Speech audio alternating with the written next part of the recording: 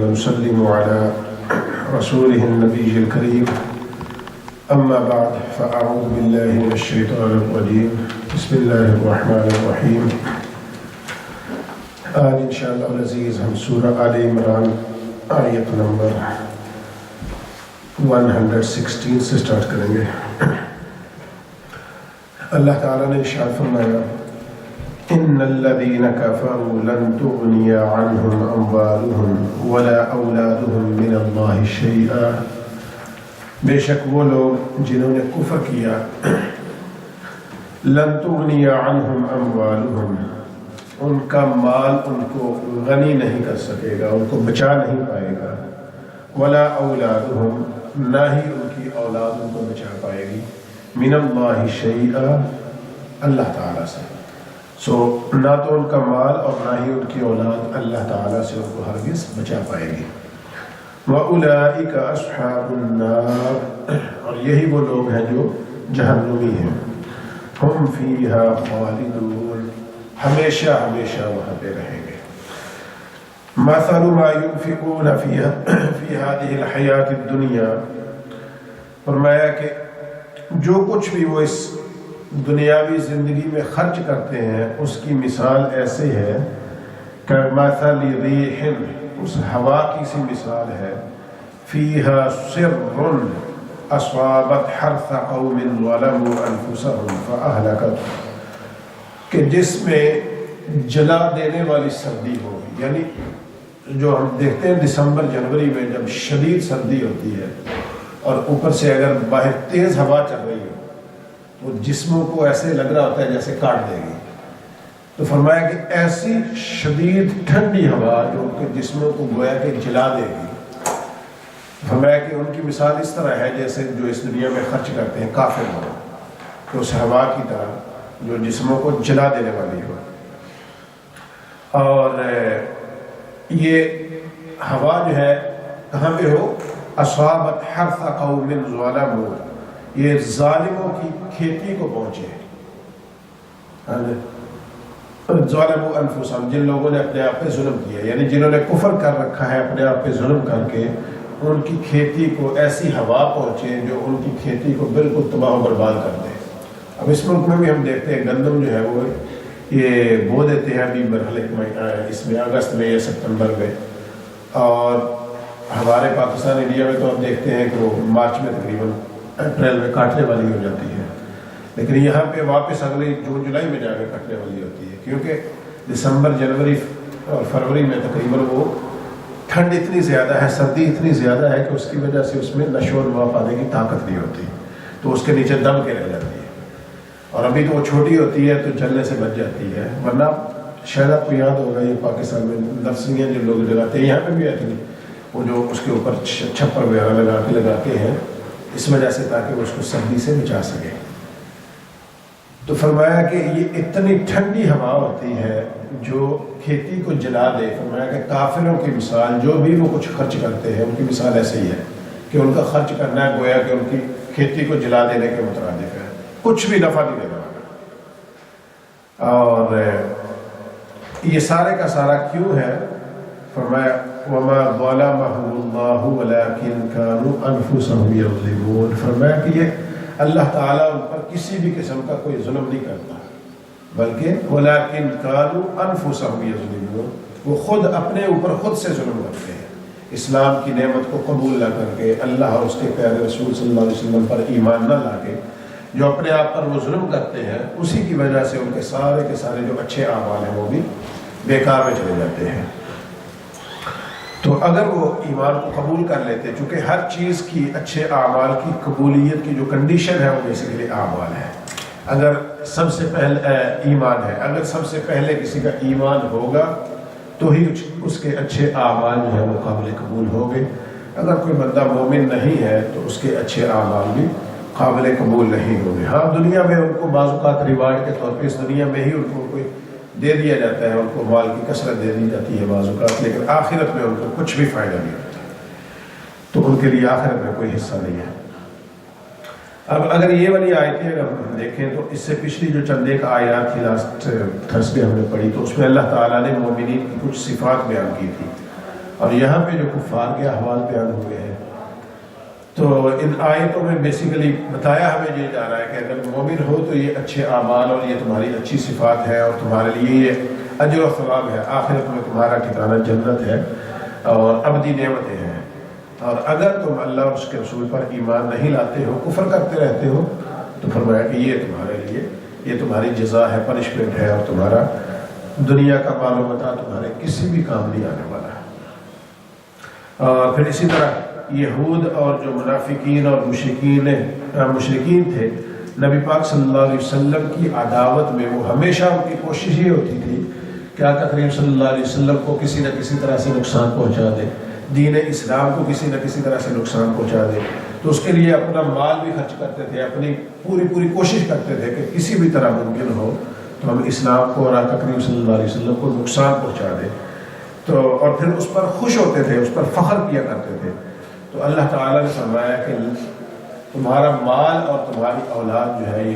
تمہیں ہرگز کسی چیز سے بھی بچا نہیں پائیں گے کل اللہ کی بارگاہ سے قیامت والے دن۔ فرمایا جو کچھ بھی تم کرتے ہو، اسلام کو نقصان پہنچانے کی کوشش کرتے ہو، ایسا تم کر نہیں پاؤ گے، لیکن الٹا اس کا نقصان یہ ہوگا کہ قیامت والے دن تم ڈبل پکڑ میں آ جاؤ گے، کفر کی پکڑ میں پہلے سے ہوگے، اور ان برے اعمال کی وجہ سے مزید پکڑ جو ہے وہ سخت ہو جائے گی تمہارے اوپر۔ اور دوسرا یہ بھی ہے کہ فرمایا کہ لن تغنی عنہم اموالہم ولا اولادہم، کہ ان کا مال یا ان کی اولاد جو ہے انہیں کسی چیز سے بچا نہیں پائے گی۔ تو بیسیکلی یہ دو چیزیں ہیں جن سے انسان کو سب سے زیادہ امید ہوتی ہے۔ سب سے پہلے تو اس کی کوشش ہوتی ہے کہ اپنے مال کے ذریعے سے اپنے آپ کو نفع دے لے، کسی مشکل میں آتا ہے تو مال خرچ کر کے اپنے آپ کو بچا لے۔ اور جیسا کہ ہمارے ملک میں ایک صاحب تھے، وہ کہتے تھے کہ فائلوں کو میں پہیا لگا دیتا ہوں، ہم سب جانتے ہیں آج کل جو ہے ان کی فائلیں جو ہے وہ کافی مشکل میں پڑی ہوئی ہے، اللہ تعالیٰ سب کے حال پہ رحم کرے ہیں۔ تو یہ دنیاوی مال جو ہے اس کی جو ہے حیثیت اتنی ہی ہے، چند دن آپ اس پہ عیاشی کر لیتے ہیں، لیکن پھر اللہ کی پکڑ جب آتی ہے نا، اب دیکھیں جب آپ لوگوں کا حق کھائیں گے، ظلم و زیادتی کریں گے، جب اپنے آپ کو آپ کنگ میکر سمجھیں گے، ٹھیک ہے، تو جیسے ہی اللہ کی پکڑ آتی ہے تو پھر مصیبتیں آ جاتی ہیں۔ اور بعض اوقات جو ہے وہ کسی دوسری وجوہات بھی ہوتی ہیں اس کے پیچھے۔ مطلب یہ ہے بتانے کا کہ مال اور اولاد جو ہے وہ ایک حد تک ہی کام آتی ہے، اس سے زیادہ کام نہیں آتی، اور آخرت میں تو بالکل کام نہیں آنے والی۔ تو اللہ تعالیٰ نے فرمایا کہ یوم لا ينفع مال ولا بنون، کہ اس دن یعنی قیامت کے دن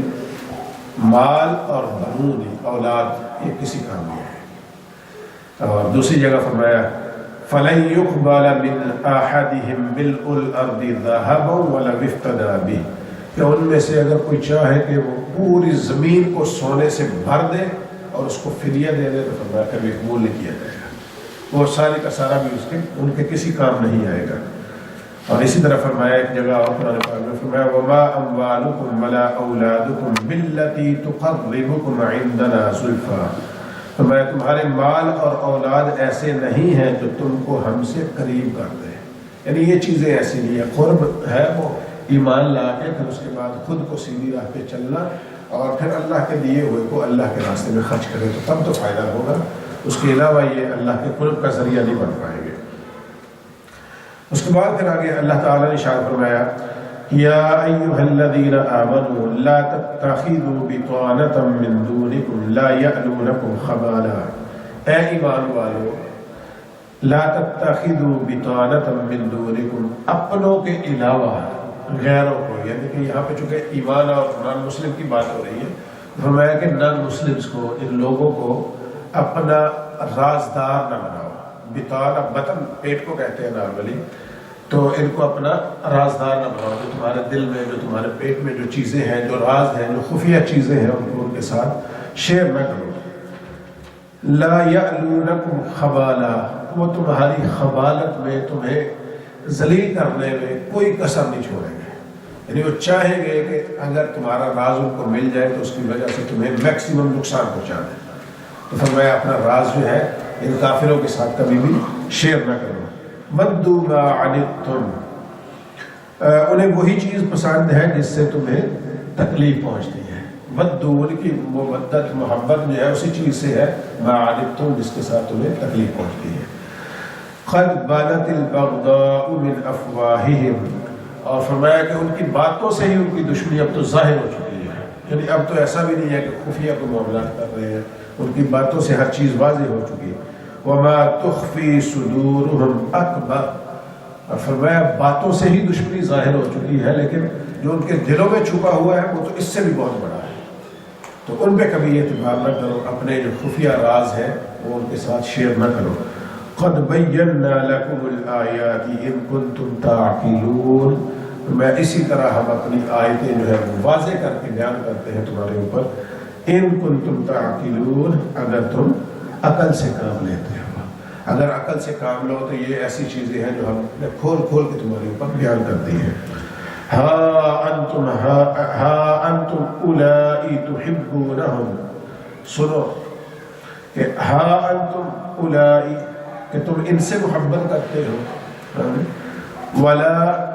یحبونکم، اور وہ تم سے ہرگز محبت نہیں کرتے۔ میں تم ان سے محبت کرتے ہو، وہ تو تم سے بالکل محبت نہیں کرتے۔ وَتُؤْمِنُونَ بِالْكِتَابِ كُلِّهِ، حالانکہ تم تو تمام کتابوں پر ایمان بھی رکھتے ہو،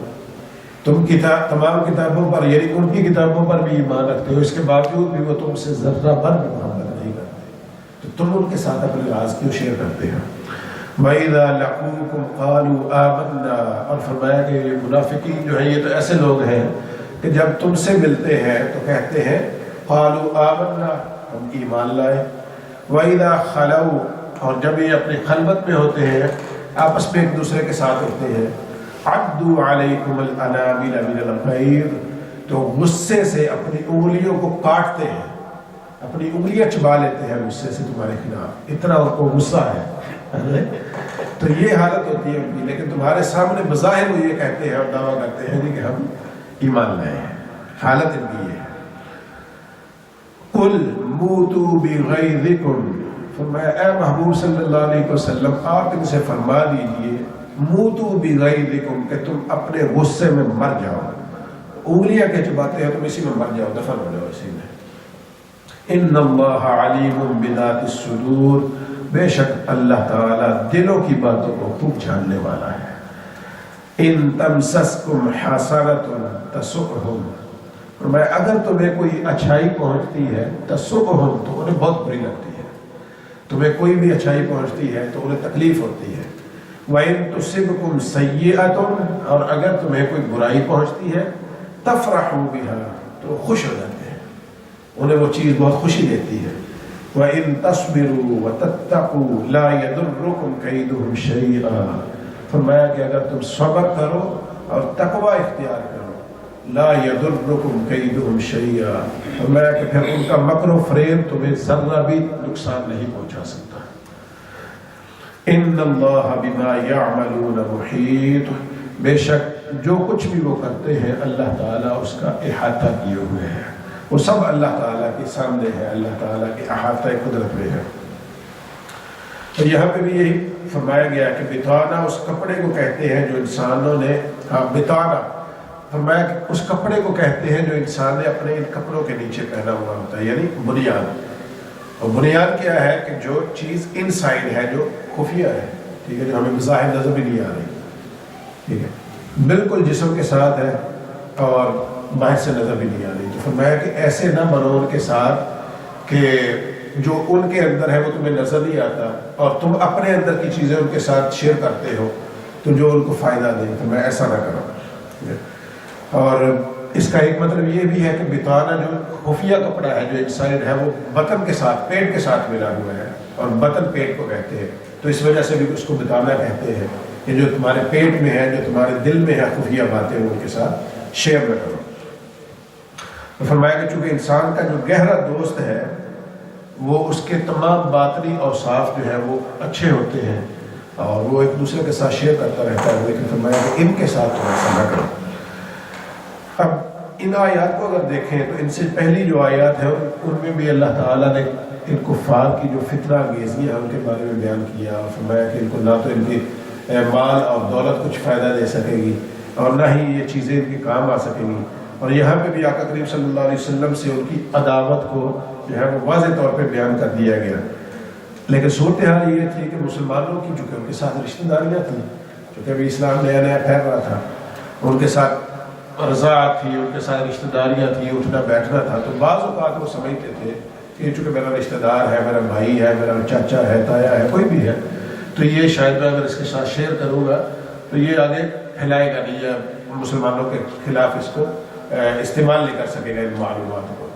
فرمایا کہ ایسا نہیں ہے، ان کے دل جو ہے وہ تمہارے بغض میں بھرے ہوئے ہیں،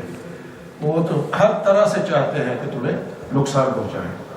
تمہیں تو ذرہ سی تکلیف ہوتی ہے تو ان کو خوشی ہوتی ہے، اور اگر تمہارے لیے کوئی بہتری آتی ہے تو ان کو اس سے بہت تکلیف ہوتی ہے۔ میں کہ تم ایسا نہ کرو، اپنے جو خفیہ معاملات ہیں وہ ان کے ساتھ کبھی بھی شیئر نہ کرو۔ اب یہاں پہ کچھ چیزیں ہیں جو بعض مفسرین نے فرمایا ہے کہ یہ جو آیتیں ہیں ان سے مراد یہود ہیں، ٹھیک ہے، یہودی کے ان کے ساتھ اپنے معاملات شیئر نہ کرو، کیونکہ یہودی بعض اوقات ان سے مشورہ کر لیا کرتے تھے، اور ان کے رضائی رشتوں اور حلیف ہونے کی وجہ سے یہ گمان کرتے تھے کہ ہر چند کے یہودی دین میں ان کے مخالف ہیں، لیکن دنیاوی معاملات میں اور معاشرتی امور میں مسلمانوں کی خیر خواہی چاہیں گے، تو یہ سوچتے ہوئے مسلمان ان کے ساتھ شیئر کرتے تھے۔ تو فرمایا کہ ان کے ساتھ ایسا نہ کرو۔ جبکہ امام ابو جعفر محمد بن جریر طبری رحمۃ اللہ تعالیٰ علیہ وہ روایت کرتے ہیں کہ حضرت ابن عباس رضی اللہ تعالیٰ عنہما نے فرمایا کہ بعض مسلمان یہودیوں سے میل جول رکھتے تھے کیونکہ وہ ان کے پڑوسی ہوتے تھے، یا زمانہ جاہلیت میں وہ ان کے حلیف بن چکے ہوئے تھے۔ تب اللہ تعالیٰ نے یہ آیات نازل فرمائی اور فرمایا کہ ان کو اپنا رازدار مت بناؤ۔ اور بعض مفسرین نے یہ بھی کہا ہے کہ اس آیت میں منافقین کے ساتھ رازداری کے تعلقات رکھنے سے منع کیا گیا ہے، کیونکہ مسلمان منافقوں کی ظاہری باتوں سے دھوکہ کھا جاتے تھے۔ جب مسلمانوں کے سامنے آتے تو کہتے ہیں کہ آمنا، ہم ایمان لائے، تو جب آپس میں ایک دوسرے کے پاس ہوتے تو اپنے غصے سے اپنی انگلیاں کاٹتے تھے۔ تو بعض مفسرین نے کہا ہے کہ یہ ان کے حق میں یہ آیت نازل ہوئی ہے، ان کے احوال کو بیان کرنے کے لیے۔ اور اسی طرح حضرت مجاہد بیان کرتے ہیں کہ یہ آیت مدینہ کے منافقین کے متعلق نازل ہوئی ہے کہ اللہ تعالیٰ نے ان سے دوستی رکھنے سے منع فرمایا ہے۔ حضرت قتادہ بیان کرتے ہیں کہ اللہ تعالیٰ نے اس آیت میں منافقین کے ساتھ اخوت اور محبت رکھنے سے منع کیا ہے، اور حضرت ربیع کہتے ہیں کہ اللہ تعالیٰ نے منافقین کے ساتھ ملنے جلنے سے بھی منع فرمایا ہے، تو ان سے ملنا جلنا بھی نہیں چاہیے۔ اور اسی طرح بعض مفسرین نے یہ بھی کہا ہے کہ اللہ تعالیٰ نے اس آیت میں مشرکین کے ساتھ محبت رکھنے سے منع فرمایا ہے، یعنی تین اس کے بیسیکلی بعض مفسرین مختلف مفسرین کے نزدیک اس کے تین جو ہے شان نزول بنتے ہیں۔ بعض کے نزدیک یہ ہے کہ یہودیوں کے ساتھ تعلق رکھنا منع ہے، ان کے ساتھ راز شیئر کرنا منع ہے۔ بعض کے نزدیک اس کا شان نزول منافقین کے بارے میں ہے کہ ان کے ساتھ منع کیا گیا، اور بعض کے نزدیک یہ ہے کہ جو مشرکین ہیں ان کے ساتھ، مطلق جو مشرک لوگ ہیں ان کے ساتھ اپنے راز شیئر کرنا جو ہے وہ منع کیا گیا ہے۔ تو یہ چند ایک چیزیں ہیں ان آیات کے ضمن میں۔ اسی طرح پھر مسلمانوں کے کافروں سے محبت کرنے اور ان کے محبت نہ کرنے کے جو معاملات ہیں، اگر ان کو دیکھا جائے تو مسلمان جو ہے ان سے کون سی محبت کرتے ہیں اور وہ ان سے کون سی محبت نہیں کرتے ہیں، ٹھیک ہے، یہ چند ایک چیزیں ہیں۔ مسلمان یہ چاہتے ہیں کہ وہ ایمان لائیں، مسلمانوں کی یہ محبت ہے ان کے بارے میں، یعنی مسلمانوں کے دل میں یہ محبت ہے کہ کافر جو ہے وہ ایمان لائیں، تو مسلمان ان کے ساتھ یہ محبت کرتے ہیں۔ جبکہ اور کیونکہ دنیا و آخرت میں سب سے بڑی دولت جو ہے وہ اسلام ہے، تو اس وجہ سے ان کی کوشش یہ ہے کہ وہ ایمان لے آئیں، مسلمانوں کے دل میں ان کے لیے محبت ہے۔ جبکہ کافر جو ہے ان کے دل میں مسلمانوں کی نفرت ہے، ان کی محبت نہیں کرتے۔ کیوں؟ وہ چاہتے ہیں کہ مسلمان جو ہے یہ بھی اسلام سے باہر نکل جائے، اس سے پلٹ جائے، تو وہ چاہتے ہیں کہ مسلمان دنیا میں بھی معاذ اللہ ذلیل و خوار ہو اور آخرت میں بھی نقصان اٹھائے، تو وہ بغض کرتے ہیں، جبکہ مسلمان ان کے ساتھ محبت رکھتے ہیں۔ اور دوسری یہ ہے کہ مسلمان اپنے رشتہ داریوں کی وجہ سے ان سے محبت رکھتے ہیں، جبکہ وہ مسلمان ہونے کی وجہ سے ان سے نفرت کرتے ہیں کہ یہ تو مسلمان ہے، وہ رشتہ داری کو خاتم میں نہیں لاتے، جبکہ مسلمان اپنی رشتہ داری کا حیا کرتے ہیں، تو یہ ان سے محبت کرتے ہیں رشتہ داری ہونے کی وجہ سے، اور وہ ان کے مسلمان ہونے کی وجہ سے ان سے نفرت کرتے ہیں۔ تیسری چیز یہ ہے کہ منافقین نے چونکہ بظاہر اسلام قبول کر رکھا ہے، اس لیے مسلمان ان سے محبت کرتے ہیں کہ یہ تو مسلمان ہے، یہ ہماری طرح ہے، جبکہ وہ دل سے منافق ہے، دل سے اسلام قبول نہیں کیا تو وہ مسلمانوں کی بربادی چاہتے ہیں۔ سامنے آتے ہیں تو کہتے ہیں جی ہم تو مسلمان ہیں، پیچھے جا کے وہ آپس میں ہنستے ہیں، ایک دوسرے کے ساتھ مذاق اڑاتے ہیں کہ تو ہم تو ان کو بیوقوف بنا رہے ہیں معذرا، تو وہ ان کی بربادی چاہتے ہیں۔ تو مسلمان یہاں پہ بھی ان کے ساتھ اچھائی چاہتے ہیں، محبت رکھتے ہیں، لیکن وہ بغض رکھتے ہیں۔ اور پھر چوتھی چیز یہ ہے کہ مسلمان یہ نہیں چاہتے کہ وہ کسی بھی تکلیف اور مصیبت میں گرفتار ہو۔ ایز اے ہیومن بینگ وہ چاہتے ہیں کہ یہ لوگ ان کو کوئی نقصان یا تکلیف نہ پہنچے، جبکہ دوسرے جو ہیں وہ ہمیشہ مسلمانوں کی بربادی اور تباہی چاہتے ہیں۔ وہ ہمیشہ یہی چاہتے ہیں کہ کسی نہ کسی مصیبت میں پھنسے رہیں، کبھی بھی ان کو آسائش اور آسانی نہ پہنچے۔ اور پانچویں یہ ہے کہ مسلمان ان کو اپنے راز بتا دیتے ہیں، جبکہ وہ مسلمانوں کو کبھی بھی اپنے راز نہیں بتاتے۔ آپ دیکھ لیں اس دنیا میں کیا کیا ہو رہا ہے، مسلمان اپنا سارا کچھ جا کے ان کے ساتھ شیئر کرتے ہیں اور یہ ان کے ساتھ کبھی بھی کچھ شیئر نہیں کرتے ہیں، ٹھیک ہے۔ جب بھی ان کا مفاد ہوتا ہے تو مسلمانوں کے حق میں آواز اٹھا دیں گے، اور جب ان کو چانس ہوگا تو ان کو ماریں گے، اور مار رہے ہیں، ہر جگہ پہ مارتے ہیں اور مل کے مارتے ہیں۔ اور ہمارا المیہ یہ ہے کہ ہم مار کھاتے ہیں اور مار کھانے میں بھی ہم متفق نہیں ہوتے، بکھر کے مار کھاتے ہیں تاکہ ہمیں خوب زیادہ سے زیادہ نقصان پہنچے معاذ اللہ۔ تو یہ احوال ایسے ہیں جو قرآن پاک نے شروع سے ہمارے لیے بیان کر رکھے ہیں۔ تو ہمیں چاہیے، اللہ تعالیٰ سے دعا بھی ہے کہ اللہ تعالیٰ ہمیں ان چیزوں کا فہم عطا فرمائے تاکہ ہم بھی آپس میں ہمیشہ متفق ہوں، عالم اسلام جو ہے متحد ہو اور آپس میں ایک دوسرے کے ساتھ چلیں، تاکہ اسلام ایک قوت بنے، ایک پاور بنے، ایک طاقت بنے۔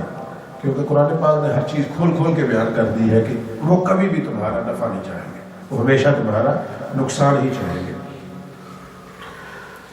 نیک اور متقی مسلمان جو ہیں وہ کافروں کی سازشوں سے محفوظ رہنے کی کوشش کرتے ہیں، اور کس طرح سے رہتے ہیں بعض اوقات۔ یہاں پہ جو دو چیزیں بیان ہوئی ہیں کہ ان تمسسکم حسنۃ، کہ جب تمہیں کوئی اچھائی پہنچتی ہے تسؤہم، تو انہیں بری لگتی ہے، ٹھیک ہے۔ تو فرمایا کہ حسنہ کا معنی اچھائی ہے، اور یہاں اس سے مراد دنیاوی منفعت ہے، یعنی دنیا کی کوئی بھی اچھائی جو تمہیں پہنچتی ہے، مثلا صحت، خوشحالی، دشمنوں پر غلبہ پانا، ٹھیک ہے، اور دوستوں کے درمیان الفت اور محبت کا حصول، اور سیئہ جو برائی ہے تمہیں پہنچتی ہے جس سے یہ خوش ہوتے ہیں، تو اس سے کیا مراد ہے؟ اور میں یہاں سے مراد مرض ہے، فقر ہے، جہاد میں شکست ہے، دوستوں کے درمیان کوئی رنجش ہو جانا، یہ دشمنی بن جانا، جدائی ہو جانا، قتل و غارت گری اور لوٹ مار وغیرہ، ان چیزوں کا تمہارے درمیان آ جانا جو ان کو خوش کرتا ہے۔ تو اس آیت کا معنی یہ ہوا کہ اگر تم اللہ کی عبادت کرنے میں تکلیف اور مشقت اور قدرتی آفتوں اور مصائب پر صبر کرو اور اللہ کی نافرمانی سے ڈرو اور اپنے تمام معاملات کو اللہ تعالیٰ پر چھوڑ دو، تو کفار اپنے مکر و فریب سے جو کچھ بھی چاہے تمہیں کوئی بھی نقصان نہیں پہنچا سکے، وہ کبھی بھی تمہیں کسی قسم کا کوئی ضرر نہیں پہنچا پائیں گے، جتنی بھی وہ خفیہ تدبیریں کرتے رہیں گے۔ اسی طرح حضرت ابن عباس رضی اللہ تعالی عنہما نے بیان فرمایا کہ یہ قید کا معنی عداوت ہے، جو اس آیت مبارکہ میں ذکر ہوا کہ وہ خفیہ جتنی بھی اپنی تدبیریں کرتے رہے، تو فرمایا کہ اس کا معنی عداوت ہے، یعنی ان کے دلوں میں تمہارے لیے ہمیشہ کی دائمی دشمنی ہے۔ تو خلاصہ اس کا یہ بنتا ہے کہ اللہ تعالیٰ نے انسان کو عبادت کے لیے پیدا کیا، سو جس شخص نے بھی اپنے اس مقصد تخلیق کو پورا کیا اور عالم ارواح میں اللہ تعالیٰ کے کیے ہوئے وعدے کو، جب اللہ تعالیٰ نے پوچھا تھا الست بربکم، کیا میں تمہارا رب نہیں ہوں، تو سب نے کہا تھا بھلا، یا اللہ کیوں نہیں ہے، تو ہی ہمارا رب ہے۔ تو جو وعدہ کیا تھا اللہ تعالیٰ کی ربوبیت کا اقرار کیا، اپنی بندگی کا، تو اس پر عمل کرتا رہے،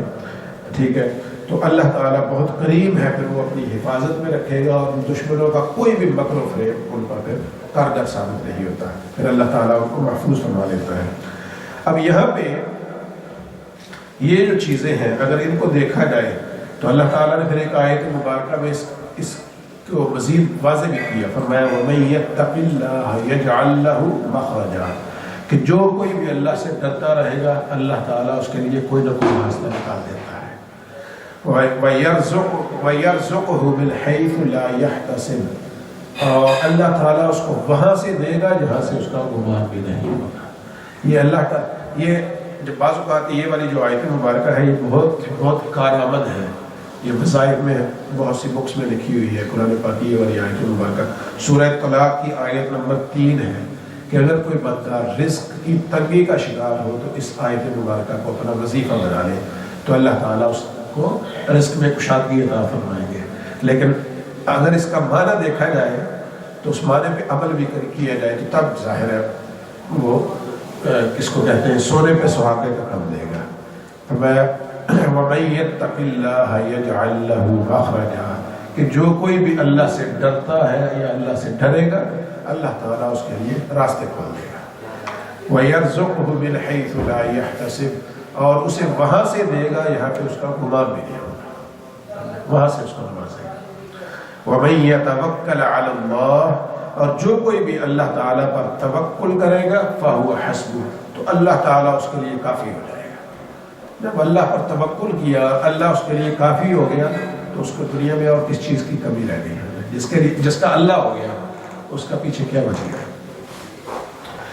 تو اب یہ چیزیں جب ہم دیکھتے ہیں اور یہ والی آیت مبارکہ میں جو ابھی ہم نے پڑھا دیکھا تفسیر میں کہ جو اللہ کے متقی لوگ ہیں جو فرمایا کہ جو اللہ سے ڈرتے ہیں اللہ تعالیٰ کافروں کے ہر قسم کے خفیہ جو تدبیریں ہیں ان کے جو مکر و فریب ہیں اللہ تعالیٰ ان کو محفوظ فرما لیتا ہے۔ ان آیت مبارکہ کو اگر ہم دیکھیں یا اس تفسیر کو دیکھیں تو ایک سوال یہ آتا ہے کہ بہت سے اللہ کے مقدس بندے اور مبارک ہستیاں جو ہیں انہوں نے بہت سی تکلیفوں کو دیکھا ہے۔ حضرت زکریا علیہ السلام، حضرت یحییٰ علیہ السلام اللہ کے 2 نبی ہیں جن کو شہید کر دیا گیا۔ حضرت امام علی مقام امام حسین رضی اللہ عنہ ان کو شہید کر دیا گیا ہے۔ اور اسی طرح دیگر حضرات صحابہ کرام علیہم الرضوان، حضرت عبداللہ بن زبیر رضی اللہ تعالیٰ عنہ ان کو شہید کر دیا گیا، دیگر صحابہ کرام علیہم الرضوان تو یہ تو متقی لوگ تھے ان کو شہید بھی کر دیا گیا۔ تو جب یہ دیکھا جائے کہ یہ تو سارے نفوس قدسیہ جو ہے وہ اللہ تعالیٰ کے اوامر پر عمل کر رہے تھے، جو نواہی تھے ان سے بچ رہے تھے اور عبادت کی مشقتوں پر صبر بھی کر رہے تھے، اس کی معصیت سے ڈرتے بھی تھے اور اللہ تعالیٰ پر توکل بھی کرتے تھے، اس سب کے باوجود انہوں نے یہ مشکلات دیکھی ہیں تو اس کا جواب یہ صاحب تفسیر بیان فرماتے ہیں کہ یہ ہے کہ عام مسلمانوں کے لیے قاعدہ یہی ہے کہ اللہ پر توکل کرے، جو اس کے احکام ہیں ان پر عمل پیرا ہو اور جن چیزوں سے منع کیا گیا ہے تو اس سے رک جائے تو اس کے لیے یہ کافی ہے۔ اس کے لیے اللہ تعالیٰ ایسے ایسے راستے کھول دے گا جس کا وَيَرْزُقْهُ مِنْ حَيْثُ لَا يَحْتَسِبُ کہ جو اس کے گمان میں بھی نہیں ہوگا، تو ان کے لیے تو یہ احوال ہے۔ جبکہ جو خواص ہیں ان کے لیے الگ سے معاملات ہیں، ان کے معاملات عوام والے نہیں، ٹھیک ہے۔ خاص جو مسلمان ہیں اور کاملین ہیں اللہ تعالیٰ ان کو آزماتا ہے، ٹھیک ہے۔ جو آلریڈی اللہ کا بندہ بن چکا ہے اور یہ دعویٰ کر رہا ہے کہ اللہ میں تیرا ہو چکا ہو تو پھر ان کے لیے آزمائشیں بڑی ہو جاتی ہیں، ٹھیک ہے۔ تو اللہ تعالیٰ ان کے دین سے ان کی محبت کو پھر ظاہر فرماتا ہے اور یہ کاملین جو ہوتے ہیں یہ اللہ کے لیے جو ان کی محبت ہوتی ہے ان کے دلوں میں اللہ کے لیے اور جو اللہ کی بارگاہ پہ اللہ کی ذات پہ ان کا توکل ہوتا ہے وہ اس لیول کو پہنچ چکا ہوتا ہے کہ اللہ تعالیٰ جب ان سے یہ بھی چاہتا ہے کہ اپنی جان بھی میرے راستے میں قربان کر دو تو وہ فوراً کر دیتے ہیں۔ جبکہ میں اور آپ جو ہے ہمارا ایمان اتنا کامل اور اتنا پختہ نہیں ہوتا کہ جب جان پہ بات آتی ہے تو ہم اس کے لیے پھر راستے نکالنے کی کوشش کرتے ہیں۔ تو جو اللہ کے کاملین ہوتے ہیں ان کی پھر آزمائشیں الگ سے ہو جاتی ہیں، تو ان کے لیے پھر اللہ تعالیٰ ایسی نرمی نہیں، ان کی بعض آزمائشیں یہاں تک جاتی ہیں کہ اللہ تعالیٰ ان سے ان کی جان کی قربانی مانگتے ہیں تو وہ اپنی جان کی قربانی بھی پیش کر دیتے ہیں۔ حضرت ابراہیم علیہ السلام کو دیکھ لیجیے کہ بڑھاپے میں جا کے جو مانگ کے بیٹا لیا تھا، جیسے ہی وہ بچہ ابھی جوان ہونا شروع ہوا ہے، ٹین ایجر ہوا ہے تو فرمایا کہ اب جا کے اس کو ذبح کر دو۔ کتنی بڑی آزمائش تھی کہ مانگ کے لیا ہے تو فرمایا کہ اب جا کے ذبح کر دو، چل پڑے تیار ہو گئے۔ تو ایسے امتحان جو ہے یہ میں اور آپ اس کا تصور بھی کر سکتے ہیں، کبھی یہ کر سکتے ہیں۔ تو یہ پھر آزمائشیں الگ لوگوں کی ہوتی ہے، وہ اس درجہ کے لوگ ہوتے ہیں، اس لیول پہ پہنچے ہوئے ہوتے ہیں۔ اللہ تعالیٰ نے پہلے سے ان کو آزما کے ان کو پختہ کر کے وہاں پہ پہنچا دیا ہوتا ہے کہ جب ان کا امتحان آتا ہے تو وہ ثابت قدم رہتے ہیں۔ تو اس اللہ تعالیٰ نے ارشاد فرمایا تو میں احسب الناس ان یترکوا ان یقولوا آمنا وهم لا یفتنون، تو میں کہ کیا لوگ یہ گمان کرتے ہیں کہ صرف یہ کہہ دینے سے کہ ہم ایمان لے آئے ان کو چھوڑ دیا جائے گا؟ تو میں وهم لا یفتنون، اور ان کی آزمائش نہیں دی جائے گی؟ ایسا نہیں ہوگا، بلکہ جس نے کہا کہ ایمان لے آیا ہوں فرمایا کہ ان کی آزمائشیں بھی ہوں گی۔ اور دوسری جگہ فرمایا وَلَنَبْلُوَنَّكُمْ بِشَيْءٍ مِّنَ الْخَوْفِ وَالْجُوعِ وَنَقْصٍ مِّنَ الْأَمْوَالِ وَالْأَنفُسِ وَالثَّمَرَاتِ وَبَشِّرِ الصَّابِرِينَ، تو میں کہ ہم ضرور تمہیں آزمائیں گے، ٹھیک ہے، بِشَيْءٍ مِّنَ الْخَوْفِ، تھوڑے سے خوف کے ساتھ، والجوع کبھی بھوک کے ساتھ، وَنَقْصٍ مِّنَ الْأَمْوَالِ کبھی مالوں کی کمی کے ساتھ، وَالْأَنفُسِ اور کبھی جانوں کی کمی کے ساتھ، وَالثَّمَرَاتِ اور کبھی ثمرات کی کمی کے ساتھ، تو ان چیزوں کے ساتھ ہم تمہیں آزمائیں گے، لیکن آخر میں کیا ہے؟ وَبَشِّرِ الصَّابِرِينَ، تو میں جو صبر کرنے والے ہیں ان کے لیے بشارت ہے۔ اور جنہوں نے صبر کیا ہے دیکھ لیں، حضرت زکریا علیہ السلام، یحییٰ علیہ السلام، انہوں نے صبر کیا تو آج تک ان کا نام زندہ ہے۔ حضرت ابراہیم علیہ السلام قربانی دینے کے لیے کھڑے ہوئے تو ان کا نام آج بھی زندہ ہے۔ حضرت امام علی مقام علیہ السلام نے اپنی ساری فیملی اور کنبہ شہید کروا لیا تو لیکن آج ان کا نام بھی زندہ ہے، اور ان کے دشمنوں کی قبر تک کسی کو معلوم نہیں ہے۔ جنہوں نے 3.5 سال کے لیے حکومت کرنے کے لیے اتنے ظلم کیے، آج آپ کسی سے پوچھ لیں دنیا میں کسی کو معلوم نہیں ہے، اس کی قبر بھی کر رہے ہیں، کسی کو نہیں پتا۔ تو یہ حال ہے دوسری سائڈ میں۔ تو لیکن جنہوں نے اللہ کے راستے میں قربانیاں دی اور اپنے آپ کو اللہ کے راستے میں وقف کر دیا، ان کے پھر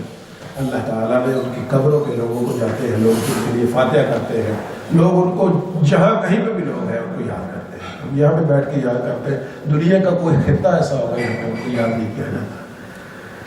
تو جب اللہ کے راستے میں توکل اور صبر اور استقامت ہو جائے تو پھر اللہ تعالیٰ یہ والے درجے بھی عطا فرما دیتا ہے، لیکن اس کے لیے پھر آزمائشیں بھی اسی لیول کی ہوتی ہے۔ اب اس کے بعد پھر اللہ تعالیٰ نے غزوہ بدر جو ہے اس کے احوال کی طرف آیات جو ہے اگلی آ رہی ہے۔ اللہ تعالیٰ نے فرمایا وَإِذْ غَدَوْتَ مِنْ أَهْلِكَ تُبَوِّئُ الْمُؤْمِنِينَ مَقَاعِدَ لِلْقِتَالِ، اور اس وقت کو یاد کیجیے جب آپ صبح کو اپنے گھر سے نکلے، درا حال ہے کہ آپ مومنین کو ان کے مورچوں پر بٹھا رہے تھے، آپ مسلمانوں کو مومنوں کو مورچوں پر بٹھا رہے تھے، ان کو ترتیب دے رہے تھے۔ واللہ سمیع علیم، اور اللہ تعالیٰ خوب سننے والا اور جاننے والا ہے۔ اذ ہمت طائفتان منکم، اور جب تم میں سے 2 گروہ بزدلی پر تیار ہو گئے، ان تفشلا یعنی بزدلی پر تیار ہو گئے، واللہ ولیہما، حالانکہ اللہ تعالیٰ تو ان سب کا مددگار تھا،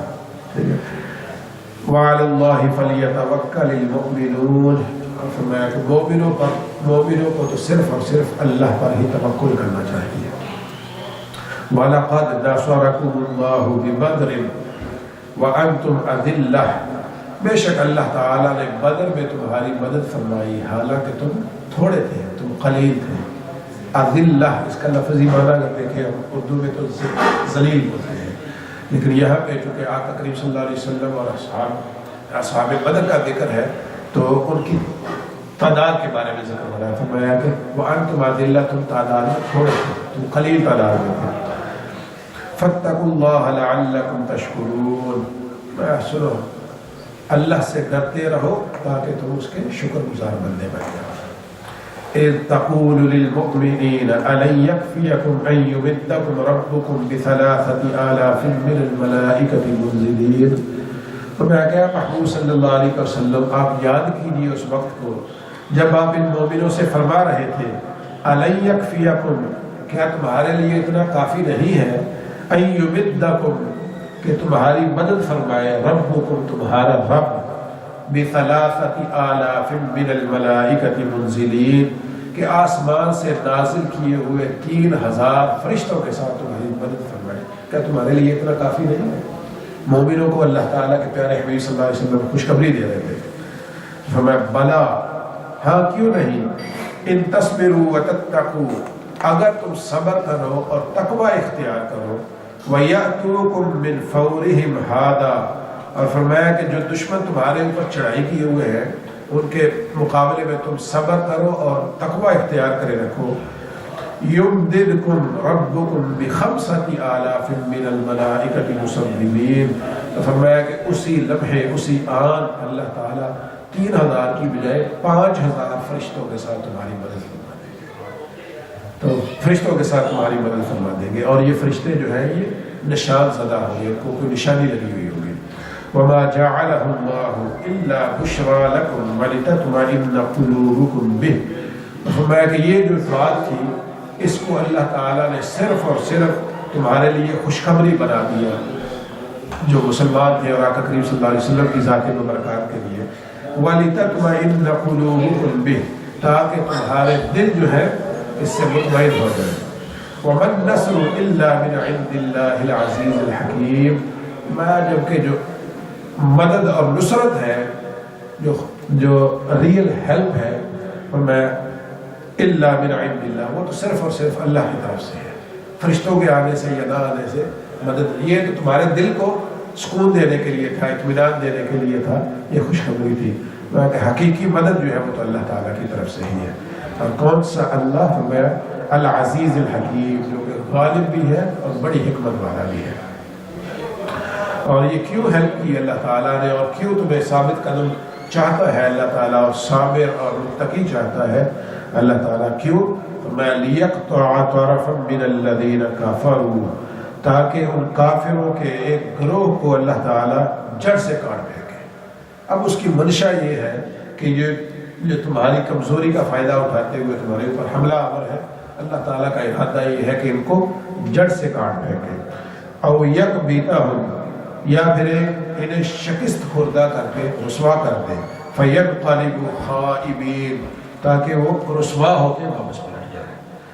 اللہ تعالیٰ کی اب منشا یہ ہے کہ یا تو ان کو ذلیل و خوار کر دے، ان کی جڑ ہی ختم کر دے، یا پھر جب واپس جائے تو یہ بالکل رسوا ہو چکے ہیں۔ اور غزوہ بدر میں یہی ہوا تھا، جڑ بھی ختم کی تھی، ہاں وہاں پہ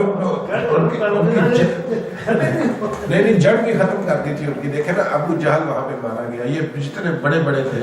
وہ جو بڑے سردار تھے ان کے، وہ سارے کے سارے وہیں پہ مار دیے گئے تھے، اور جو باقی پڑھنے تھے وہ بھی ذلیل و رسوا ہو گیا۔ اور دیکھیں 70 جو ہے وہ کفار وہاں پہ قتل ہوئے اور 70 ہی قیدی بن گئے۔ مطلب اللہ تعالیٰ نے اتنی مدد بھیجی ہے، سارا ختم بن گیا، مکہ کوئی واپس نہ جاتا سیڑھا، دوبارہ چانس ہی نہ لیں گے، دوبارہ جھک پہنچ دا لندک دا یہ وہ۔ یہ تو ایسے ہی آپ کہہ رہے ہیں کہ شیطان سجدہ کر لیتا تو یہ سارا مسئلہ ہی نہ ہوتا ہے، یہ تو ایسے ہی ہے کہ شیطان سجدہ کر لیتا ہے تو یہ سارا مسئلہ ہی ختم ہو جاتا ہے۔ یہ بیسیکلی آزمائش ہے مسلمانوں کی، یہ ان کو رکھنا اللہ تعالیٰ کی حکمت ہے۔ اب دیکھ لیں کہ سارے فرشتوں نے سجدہ کر لیا، شیطان بھی کر لیتا تو کیا بگڑ جاتا ہے؟ اب تک سارے ہم جنت میں ہوتے ہیں، تو یہ ساری کی ساری آزمائش ہے۔ ہمیں بھی تو اللہ تعالیٰ نے دیکھنا ہے نا کہ ہم تمہیں بنا کے، تمہیں راستہ دکھا کے، سارا کچھ بتا کے بھیج دی ہے، اب میری کتنی بات مانتے ہیں؟ ہم یہ سیکھیں کہ ہمیں اس سے کیا سبق ملتا ہے۔ ہمیں یہ سبق ملتا ہے کہ جو اللہ اور اس کا رسول فرما دیں اس پہ عمل کریں، اور جس سے وہ منع کر دیں اس کو ہم اس سے پیچھے ہٹ جائیں۔ یہ ہمارے لیے کامیابی کا یہی ایک سیما ہے۔ جب صحابہ کرام علیہم رضوان نے، ہم دیکھتے ہیں کہ انہوں نے غزوہ احد میں وہی صحابہ تھے جنہوں نے بڑھ بڑھ کے کہا تھا کہ یا رسول اللہ، ہم حضرت موسیٰ علیہ السلام کی قوم کی طرح نہیں ہیں کہ ہم کہہ دیں کہ جائیں آپ اور آپ کا رب جا کے لڑیں۔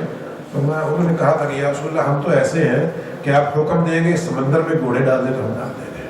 آپ جس جگہ کہیں گے وہاں پہ ہم جائیں گے، جو آپ کہیں گے وہ کریں گے۔ تو ہم یہ صحابہ کرام تو یہی تھے۔ اللہ تعالیٰ سے دعا ہے کہ ہماری اس کاوش کو قبول فرمائے۔ بسم اللہ الرحمن الرحیم، اللہم صلی علی سیدنا قریبنا شفینا مولانا محمد وعلی آلہ وصحبہ وبارک وسلم۔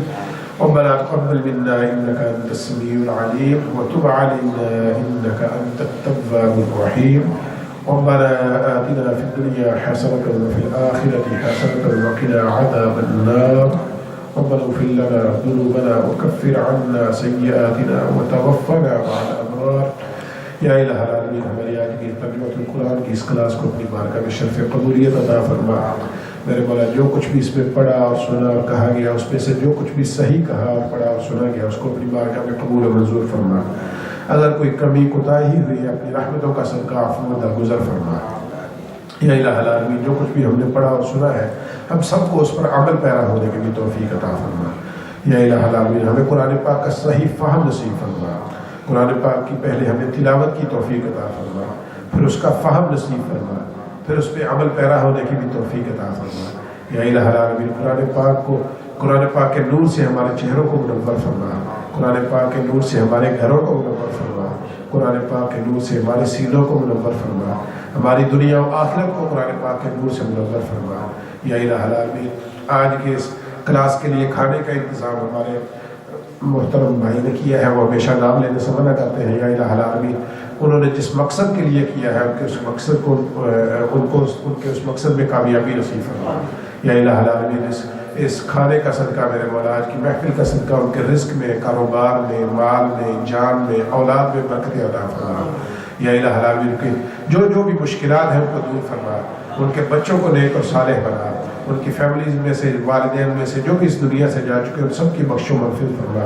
یا الہ العالمین، جتنے بھی حاضرین ہیں، اوپر ہماری بہنیں باجیاں موجود ہیں، اس سب کے اعزاء و اکرام میں سے، دوست احباب میں سے، والدین میں سے جو بھی اس دنیا سے جا چکے سب کی بخش و مغفرت فرما، سب کی قبروں کو جنت الفردوس کے باغ بنا۔ آقا کریم صلی اللہ علیہ وسلم کی ساری امت مرحومہ کی بخش و مغفرت فرما، اور آقا کریم صلی اللہ علیہ وسلم کی امت کے تمام مریضوں کو شفا عطا فرما، بالخصوص ہمارے والدین میں سے، اعزاء و اکرام میں سے جو بھی بیمار ہیں سب کو صحت و سلامتی عطا فرما۔ یا الہ العالمین، ہمارے جتنے بھی احباب ہیں ان میں سے جو بھی قرض دار ہیں ان کو قرضے سے رہائی عطا فرما، جو بے اولاد ہیں ان کو نیک اور صالح اولاد عطا فرما، جو میرے مولا ویزوں کی مشکلات کا شکار ہے ان کی مشکلات کو بھی دور فرما، جو تنگ دستی کا شکار ہے ان کی تنگ دستی کو دور فرما۔ یا الہ العالمین، جو کسی بھی قسم کی مشکلات کا شکار ہے سب کی تمام پریشانیوں کو دور فرما، سب کے لیے ہمیشہ آسانیاں پیدا فرما۔ یا الہ العالمین، ہماری یہ دنیا بھی ہمارے لیے بہتر بنا، ہماری آخرت کو بھی ہمارے لیے بہتر بنا، اور مرنے سے پہلے ہم سب کو کلمہ شہادت نصیب فرما، اسی پر ہمارا خاتمہ فرما۔ ربنا اغفر لنا ولإخواننا الذين سبقونا بالإيمان ولا تجعل في قلوبنا غلا للذين آمنوا ربنا إنك رؤوف رحيم، وصلى الله تعالى على خير خلقه ونور محمد وعلى آله وسلم۔